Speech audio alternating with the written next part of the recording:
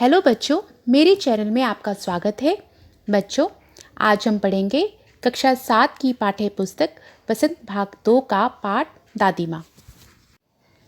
इस पाठ के लेखक हैं श्री शिव प्रसाद सिंह जी। बच्चों, आज हम इस पाठ के सार या फिर सारांश को पढ़ेंगे और समझेंगे।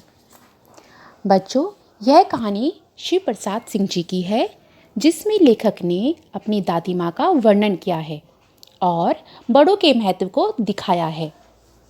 लेखक अपनी दादी माँ को याद करते हुए उनके स्वभाव को बता रहा है कि वे कितनी दयालु थीं और सभी लोग उनके इस स्वभाव के कारण उनको विशेष सम्मान देते थे। लेखक को जब जब अपने गांव घर की याद आती रहती है, विशेषकर दादी माँ से उनका गहरा लगाव रहा है। आज अचानक उनकी मृत्यु की खबर सुनकर वह स्तब्ध हो गया है। स्तब्ध का मतलब गतिहीन, स्थिर, कोई हलचल ही नहीं हो रही शरीर में।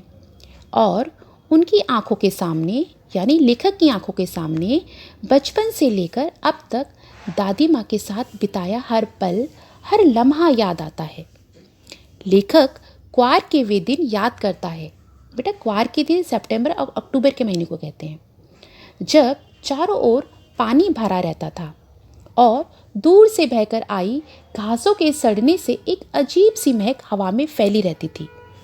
इसी मौसम में झाग वाले पानी से भरे तालाब में कूदकर नहाना बच्चों को अच्छा लगता था। इसी पानी में एक दो बार नहा लेने पर लेखक बीमार पड़ गया था। दादी दिन रात उसकी चारपाई के पास बैठी रहती और हाथ पैर छूकर ज्वर का अनुमान करती, पंखा जलती, लेप करती और बीमारी दूर करने के लिए विशेष प्रकार का भोजन बनवाती। उन्हें गांव की 50 किस्म की दवाइयों का नाम याद था।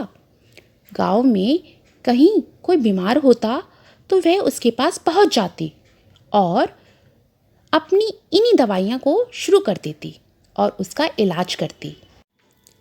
अब लेखक फिर से दादी माँ के यादगार लम्हों को याद करते हुए कहते हैं कि जब लेखक के बड़े भाई की शादी तय हुई तो दादी माँ का उत्साह देखते ही बनता था।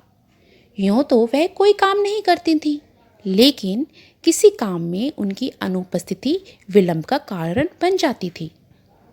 उन्हीं दिनों लेखक ने दादी माँ को सूद के पैसों के लिए रामी की चाची को कठोरतापूर्वक बिगड़ते देखा।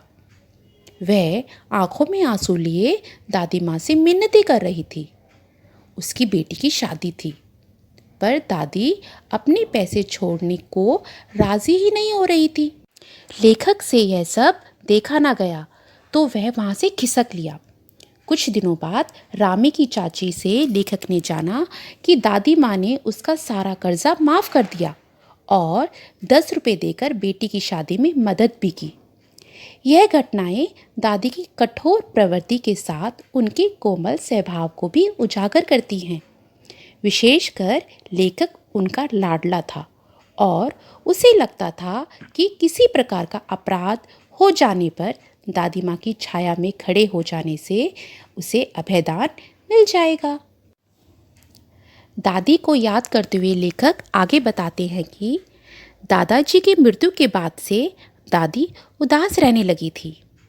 धोखेबाज शुभ चिंतकों की वजह से भी वह परेशानी काफ़ी बढ़ गई थी।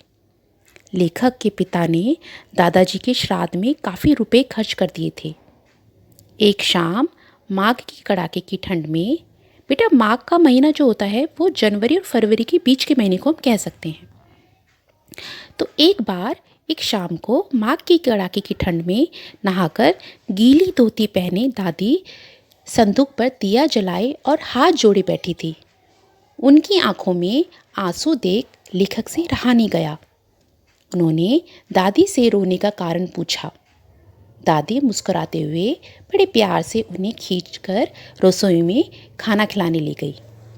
अगले दिन लेखक ने देखा दादी माँ ने दादाजी की दी हुई निशानी यानी सोने के कंगन संदूक से निकालकर पिताजी को दिए ताकि वह कर्ज चुका सके। उस समय लेखक को दादी माँ किसी शाप भ्रष्ट देवी सी लगी। लेखक अतीत से वर्तमान में लौट आया। बड़े भाई का लिखा पत्र अब तक उसके हाथों में कांप रहा था और वह यकीन नहीं कर पा रहा था कि दादी माँ सचमुच नहीं रही। बच्चों, इसके साथ ही यह हमारा पाठ समाप्त होता है।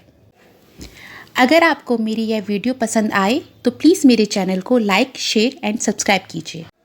Thanks for watching.